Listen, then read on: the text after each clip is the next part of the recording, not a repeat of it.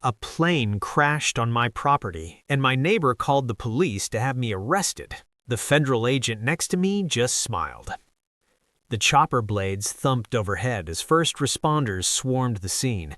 I'd just helped two shaken people from the damaged cockpit when I heard her. Linda, the HOA chairwoman from the subdivision next door, was shouting over the radio chatter. She was jabbing a finger toward my hangar, telling a deputy I was operating a clandestine airport that caused the crash. Standing beside me, a man in a jacket with a federal aviation badge watched her with serene amusement. He leaned close. "Has she been this passionate the whole time?" I shrugged. "You know her?" "Oh, we're familiar," he said, a slow grin spreading.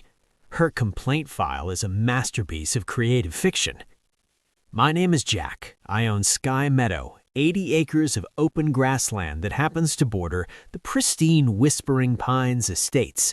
My grandfather's legacy was a simple, legally registered grass landing strip. I kept the registration current with the state and the FAA. This fact was Linda's personal nemesis. Her HOA had a bylaw against aerial disturbances. Every time my little plane took off, she saw it as a declaration of war. The sheriff's non-emergency line knew her by voice. She flooded City Hall, the county, and the Federal Aviation Administration with hysterical alerts. "Unregulated airfield threatens suburban safety," one subject line screamed. She posted shaky online videos claiming my slow, practiced approaches were strafing runs. Then she weaponized a drone. That buzzing annoyance would hover over my runway like an aggressive hornet. When I confronted her, she sneered.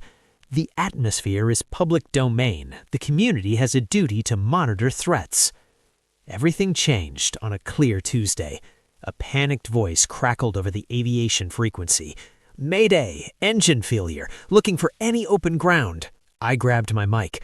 "Pilot, this is Sky Meadow, private. You have a green strip at my coordinates." The aircraft came in hard, but it stayed upright. I reached it first with fire suppression and got the occupants out. The distant wail of sirens grew, but so did another sound. Linda's voice, captured on the 911 recording later. She was telling dispatch I was impeding rescue and that secondary explosions were imminent. The dispatcher warned her about falsifying an emergency report. Her reply, "I am the community authority. You will listen." By the time fire trucks arrived, Linda was ducking under the safety tape, her expensive shoes sinking into the mud, proclaiming my entire operation illegal. A medic tried to guide her back. She shoved his arm away. That's when Agent Miller from the FAA stepped forward. He displayed his credentials. "Ma'am, you are compromising a federal accident investigation." Her eyes lit up. "Finally, are you shutting him down?" "We're here," Miller said calmly, "because a pilot in distress made a safe emergency landing and because we've been monitoring a series of, let's call them, imaginative safety reports." He held up a printed sheet, my airfield's full registration. Then he looked back at her. "Care to explain why you told emergency services the property owner was blocking aid when he was the one who summoned them and saved 2 lives?" Linda stammered, falling back on her illegal airstrip mantra. Agent Miller cut her off. "Filing knowingly false reports with the FAA, interfering with an active crash site, and reckless drone operation near aircraft, these are federal offenses. This," he said, gesturing around, "is now my scene." A wave of muffled laughter passed through the firefighters and deputies. One officer approached. "You were told to stay behind the line and made physical contact with the first responder. That's interfering." The bandaged pilot insisted on speaking. He told everyone I saved them, that my field was perfectly prepared and my actions were textbook perfect. Local news cameras arriving for the crash captured it all.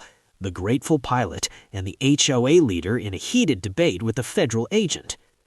3 weeks later, Linda received a certified envelope from the FAA's Enforcement Division. Agent Miller had compiled everything. The false reports about jumbo jets that were actually small trainers, the dangerous drone flights, the fabricated 911 call.